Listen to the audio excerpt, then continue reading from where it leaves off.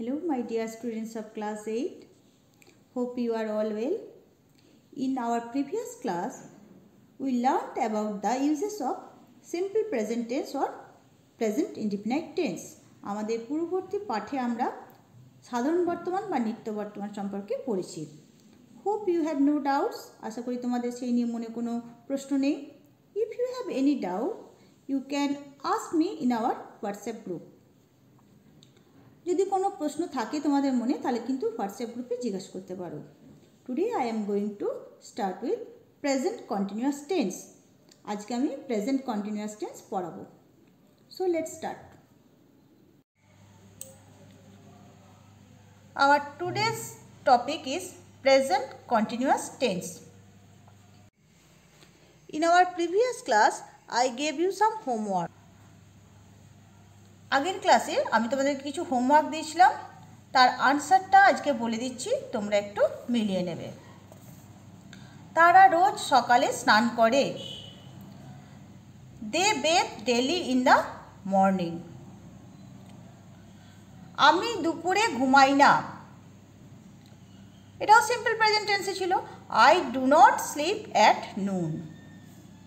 তারা কি গান গায়? এটা একটা প্রশ্নবোধক বা ইন্টারোগেটিভ সেন্টেন্স ছিল। ইন্টারোগেটিভ সেন্টেন্সে আমরা বলেছিলাম আগে হেল্পিং ভার্ব বসাবো ডু, তারপরে সাবজেক্ট দে, তারপরে মেন ভার্বটা দে, বাকি কমপ্লিমেন্টার। Do they sing songs. Do they sing songs. Next number 4, পৃথিবী গোলাকার।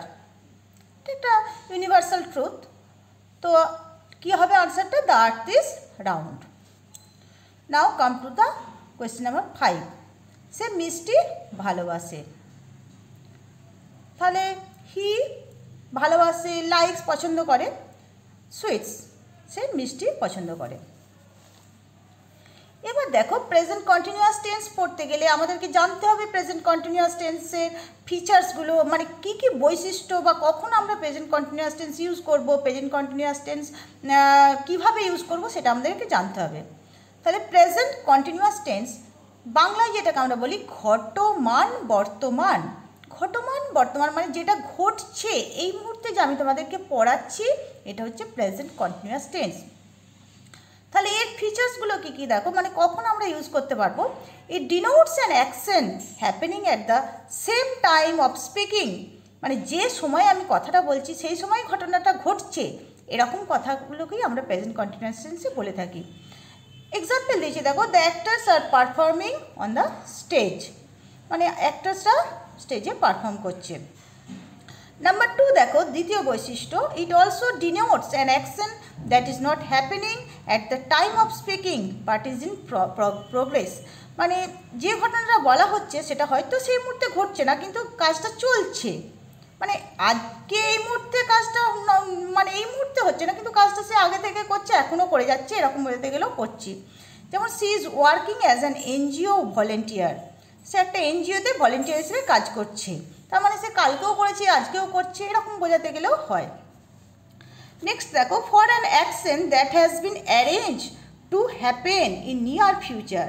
মানে নিকট ভবিষ্যতে যে ঘটনাটা ঘটতে চলেছে, যেটা অ্যারেঞ্জ হয়ে গেছে, সেটা মানে মানে সেই কথাটা বলতে গেলেও আমরা কিন্তু প্রেজেন্ট কন্টিনিউয়াস টেন্স ইউজ করি। যেমন I am planning to attend their meeting. আমি পরিকল্পনা করেছি তাদের মিটিংটা অ্যাটেন্ড করবো। তার মানে মিটিংয়ের ডেট অলরেডি ফিক্সড হয়ে গেছে, জানে সেটা কি, মানে কিন্তু মিটিংটা এখনও ঘটেনি, ঘটতে চলেছে। যেহেতু ফিক্সড প্রোগ্রাম সে মানে এবং সেটা তার জানা, সেই জন্যই প্রেজেন্ট কন্টিনিউয়াস টেন্স ইউজ করা যায়। নেক্সট দেখো, it is used for persistent habits and things that constantly happen. মানে যে ঘটনাগুলো নিয়মিতই, মানে আমাদের অভ্যাসগুলো, কাজগুলো আমরা নিয়মিতই কনস্ট্যান্টলি করে থাকি ও ঘটে থাকে, সেটাও কিন্তু বোঝাতে গেলে প্রেজেন্ট কন্টিনিউয়াস টেন্সে আমরা ইউজ করে থাকি। যেমন he is always complaining about his boss. সে সবসময় তার বসকে নিয়ে কমপ্লেন করেই থাকে, মানে গতকালও করেছে আজও করেছে, এটা তার অভ্যাসে পরিণত হয়ে গেছে। তাহলে প্রেজেন্ট কন্টিনিউয়াস টেন্স মানে হচ্ছে ঘটমান বর্তমান, মানে বর্তমানকালে যে কাজটা চলছে, কাজটা শেষ হয়নি, কাজটা চলছে। এবং সাধারণত দেখবে বাংলা ক্রিয়াপদের আমরা যখন বাংলা একটা সেন্টেন্স বাক্য বলবো, তখন যে ক্রিয়াপদটা ইউজ করব, সেই মানে ক্রিয়াপদের শেষে ছি, ছ, ছে এই ধরনের বিভক্তি যোগ থাকবে। এইটা যদি যোগ থাকে ছি ছ ছে, তখন কিন্তু আমরা প্রেজেন্ট কন্টিনিউয়াস টেন্স ব্যবহার করব। যেমন আমি একটা তোমাদেরকে এক্সাম্পল বলছি, আমি পড়াচ্ছি, তোমরা পড়ছো, সে পড়ছে, আমরা পড়ছি, তাহারা পড়ছে। দেখো প্রত্যেকটা শেষেই, বাক্যটার শেষে কিন্তু ছি ছ বা ছে আছে। তাহলে এইরকম ছি ছ বা ছে থাকলে প্রেজেন্ট কন্টিনিউয়াস টেন্সে ইউজ করতে হবে। এবং এই টেন্সের আমরা বুঝলাম, তাহলে বাংলায় কোনো বাক্যতে মানে ক্রিয়াপদের শেষে যদি এই বিভক্তিগুলো যোগ থাকে প্রেজেন্ট কন্টিনিউয়াস টেন্স আমরা করব। কিন্তু আমাদের ইংলিশে যখন আমরা সেটাকে ট্রান্সলেট করব, তখন আমাদের মানে যে ফরম্যাটটা হবে সেন্টেন্সের, সেটা মানে ভার্বাল ফ্রেজের, তখন সেটা কেমন করব? এই টেন্স গঠন করবার জন্য অক্সিলারি ভার্ব বি এর সাহায্য নিতে হয়। দেখো গত প্রিভিয়াস ক্লাসে আমরা যেটা সিম্পল প্রেজেন্ট টেন্স পড়েছিলাম, সেখানে কিন্তু আমরা কোনো হেল্পিং ভার্বের ইউজ করিনি। কিন্তু এই প্রেজেন্ট কন্টিনিউয়াস টেন্সের ক্ষেত্রে কিন্তু আমাদেরকে হেল্পিং ভার্ব অবশ্যই ইউজ করতে হবে। এবং কোন হেল্পিং ভার্বটা? বি ভার্বটা। এবং বি ভার্বের আমরা জানি প্রেজেন্ট টেন্সের রূপটা কি কি আমি আগের দিন বলেছিলাম তোমাদেরকে, অ্যাম, ইজ, আর। তাহলে আমি যখন একটা সেন্টেন্সকে প্রেজেন্ট কন্টিনিউয়াস টেন্সে লিখব, তখন আমার কি ফরম্যাটটা থাকবে? সাবজেক্ট প্লাস অ্যাম অথবা ইজ অথবা আর, এটা পার্সন ভেদে ইউজ হবে। আর যে মেন ভার্বটা থাকবে তার সঙ্গে আইএনজি যোগ করব। এক্সাম্পল দিয়েছি, দেখো আই অ্যাম ওয়ার্কিং, আমি জানি আয়ের সাথে অ্যাম যায়, আর ভার্বের সঙ্গে আইএনজি যোগ করেছি। আবার দেখো যদি ইউ আর প্লেয়িং, ইউর সাথে আর যায়, আর প্লে ভার্বটা নিয়েছি আইএনজি, আলাদা আলাদা ভার্ব নিয়ে দেখিয়েছি। দেখো হি ইজ রাইটিং, সে লিখছে। তাহলে ভার্ব, তাহলে ফরম্যাটটা কি এলো? Subject plus am is are plus verb plus ING. এবার দেখো uses, use of present continuous tense in affirmative sentence. হ্যাঁবাচক বাক্যে আমরা প্রেজেন্ট কন্টিনিউয়াস টেন্স কী করে ব্যবহার করব। আমি দেখো আলাদা আলাদা ভার্ব নিয়ে প্রত্যেকটা দেখিয়েছি। এবার তোমরা সেটা অন্য ভার্ব নিয়েও কিন্তু সেম ওয়েতেই তোমরা এই একইভাবে অ্যাপ্লাই করে দেখে নেবে পারবে। First person, second person, third person, singular plural, কলামটা দেখবে ভালো করে। ফার্স্ট পার্সনে আই রিড ভার্বটা আমি নিয়েছি যেহেতু, তাহলে আমি প্রেজেন্ট কন্টিনিউয়াসে কী করব? I am reading, we are reading. Second পার্সনে you are reading, you are reading. Third পার্সনে দেখো he, she, it, Ram is reading, they are reading. তাহলে ফরম্যাটটা কী কী এলো? সে একই, আমি প্রথমে যেটা বললাম, সাবজেক্ট প্লাস অ্যাম অথবা ইজ অথবা আর প্লাস যে ভার্বটা নিয়ে কাজ করব তার সঙ্গে আইএনজি যোগ করবো। এরপরে কমপ্লিমেন্ট থাকলে সেটা দিলে। নেক্সট এসো use of present continuous tense in negative sentence. নাবাচক বাক্য হলে আমরা প্রেজেন্ট কন্টিনিউয়াস টেন্সটা কেমনভাবে ইউজ করব। এখানে আলাদা একটা ভার্ব নিয়ে আমি দেখিয়েছি। দেখো রাইট ভার্ব, রাইট মানে লেখা। ফার্স্ট পার্সনে কি আছে দেখো, I am not writing, plural নাম্বারে করেছি, we are not writing. Second পার্সনে দেখো you are not writing, you are not writing. Third পার্সনে হি, সি, ইট অথবা রাম ইজ নট রাইটিং, আর প্লুরাল নাম্বারে they are not writing. Format সেই একই আছে। একটা ফরম্যাটে এখানে চেঞ্জ আছে। দেখো আগেরটা হচ্ছে প্রথমে সাবজেক্ট অ্যাম অথবা ইজ অথবা আর যে কোনো একটা লাগাবে। আগেরটাতে অ্যাফার্মেটিভ ছিল বলে কোনো নেগেটিভ ওয়ার্ড ছিল না, অ্যাফার্মেটিভের পরেই আমরা হেল্পিং ভার্বের পরেই ভার্ব প্লাস আইএনজি করেছিলাম। কিন্তু এটা যেহেতু নেগেটিভ সেন্টেন্স, একটা নট এলো, এই নট শব্দটা এলো এখানে নেগেটিভটা বোঝানোর জন্য, তারপরে verb plus ING. Clear? Now come to the next point, use of present continuous tense in interrogative sentence. প্রশ্নবোধক বাক্যে আমরা প্রেজেন্ট কন্টিনিউয়াস টেন্সটাকে কেমনভাবে ব্যবহার করব।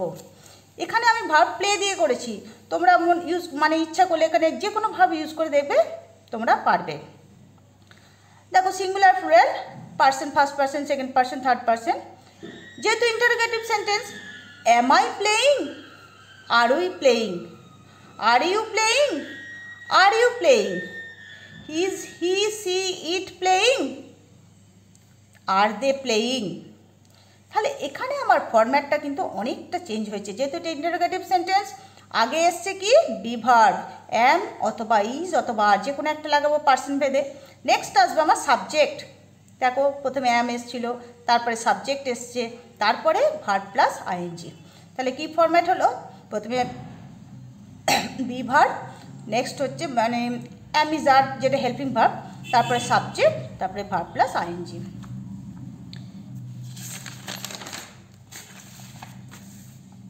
এবার দেখো use of present continuous tense in interrogative negative sentence, মানে প্রশ্নবোধক বাক্য কিন্তু না সূচক যেটা, সেটা থেকে আমরা কীরকমভাবে প্রেজেন্ট কন্টিনিউয়াস টেন্সকে ইউজ করছি। এখানে আমি ভার্ব সিং ভার্বটা নিয়ে দেখিয়েছি। দেখো অ্যাম আই নট সিঙ্গিং, যদি এটা শুধু ইন্টারোগেটিভ সেন্টেন্স হতো তাহলে আমরা করতাম অ্যাম আই সিঙ্গিং, কিন্তু যেহেতু এটা ইন্টারোগেটিভ নেগেটিভ সেন্টেন্স তাহলে একটা নট এনেছি, দিয়ে সেন্টেন্সটা হয়েছে am I not singing, are we not singing, are you not singing, are you not singing, is he she not singing, are they not singing. তাহলে ফরম্যাটে আমার স্লাইড চেঞ্জ এসছে, একটা নেগেটিভ ওয়ার্ড ঢুকেছি, কোথায় ঢুকিয়েছি দেখো, প্রথমে এসছে অ্যাম অথবা ইজ অথবা are, then subject, then negative word not, after that verb plus ING plus complement যা থাকবে। এবার দেখো কতগুলি জিনিস আমাদেরকে একটু কেয়ারফুলি নোট করতে হবে। কতগুলি ভার্ব সাধারণত প্রেজেন্ট কন্টিনিউয়াস টেন্সে ব্যবহার করা হয় না, বিশেষ কতগুলি ভার্ব আছে যেগুলোকে আমরা কখনোই প্রেজেন্ট কন্টিনিউয়াস টেন্সে ব্যবহার করতে পারবো না, একটু খেয়াল করে রাখবে এগুলো। যেমন হচ্ছে সি মানে দেখা, হিয়ার মানে শোনা, স্মেল মানে গন্ধ নেওয়া, আই সি আমি দেখি, কখনো আই অ্যাম সিইং বলবো না, হিয়ার এটাও আমরা প্রেজেন্ট কন্টিনিউয়াস টেন্সে ইউজ করি না, smell, notice, appear, seem, look, want, wish, desire, feel, like, love, hate, fear, hope etcetera. এই ভার্বগুলো কিন্তু আমরা সিম্পল প্রেজেন্ট টেন্সে আইএনজি ইউজ করব না, এগুলো আমরা বলতে গেলে সিম্পল প্রেজেন্ট টেন্সই বলে থাকি, প্রেজেন্ট কন্টিনিউয়াস টেন্সে আইএনজি ইউজ করে করি না। ইউনিভার্সাল ট্রুথ হলেও প্রেজেন্ট কন্টিনিউয়াস টেন্স না হয়ে প্রেজেন্ট ইনডিফিনাইট টেন্সই হয়। যেমন পৃথিবী সূর্যের চারদিকে ঘুরছে, দেখো ঘুরছে, আজও অদূর ভবিষ্যৎ মানে অতীতেও ঘুরে, সুদূর অতীতেও ঘুরেছে, অদূর ভবিষ্যতেও ঘুরবে এবং আজও ঘুরছে। তাহলে ঘুরছে, কাজটা কন্টিনিউ হচ্ছে, কিন্তু আমি এটাকে প্রেজেন্ট টেন্স ইউজ করবো না, যেহেতু এটা একটা চিরন্তন সত্য। তাহলে এটার ক্ষেত্রে আমরা কিন্তু সিম্পল প্রেজেন্ট টেন্সই লিখবো, the earth moves round the sun. আবার দেখো নিকট ভবিষ্যতে ঘটতে চলেছে বোঝাতে প্রেজেন্ট কন্টিনিউয়াস টেন্স ব্যবহার করা হয়, এটা আমি আগেও বলেছিলাম। আমি রাত্রে সিনেমা যাব, ভবিষ্যৎকাল, কিন্তু রাত্রে টাইমটা ফিক্সড হয়ে গেছে আমার, সেই জন্য আমি এটাকে প্রেজেন্ট কন্টিনিউয়াস টেন্সে করতে পারি, I am going to cinema tonight. আমার কাকা আগামীকাল আসবেন, এটাও দেখো আগামীকাল আসবেন আমি জেনে গেছি শিডিউলটা, তাই আমি এটা প্রেজেন্ট কন্টিনিউয়াস টেন্সে করতে পারছি, যদিও এটা ভবিষ্যৎকাল কিন্তু নিকট ভবিষ্যৎ, এবং এটা আমার কাছে মানে আমি যেটা আমার কাছে জানা হয়ে গেছে, my uncle is coming tomorrow. Okay, তো আশা করি তোমরা বুঝতে পারবে, একটু ভালো করে দেখে নেবে, অসুবিধা হলে বলবে। কতগুলো আমি হোমওয়ার্ক দিলাম আজকের লেসনটার উপরে। দেখো, পাখিরা তাদের বাসা বাঁধছে, তিনি অনুষ্ঠানে যাচ্ছেন না, শিশুরা কি বাগানে খেলছে, প্রশ্নবোধক বাক্য। তোমরা প্রশ্নবোধক বাক্যের ফরম্যাট দেখে ট্রান্সলেট করবে। সে কি আসছে না, এটাও প্রশ্নবোধক কিন্তু ইন্টারোগেটিভ নেগেটিভ আছে, ফরম্যাট দেখবে, আশা করি করতে পারবে। আমি একটি পাখি দেখছি। তাহলে আজ এই পর্যন্তই থাকলো, তোমরা হোমওয়ার্কগুলো করবে, আমি নেক্সট ক্লাসে হোমওয়ার্কগুলো আলোচনা করব, এবং তোমাদের কোনো অসুবিধা হলে গ্রুপে জানিয়ে দিও। ভালো থেকো, সুস্থ থেকো।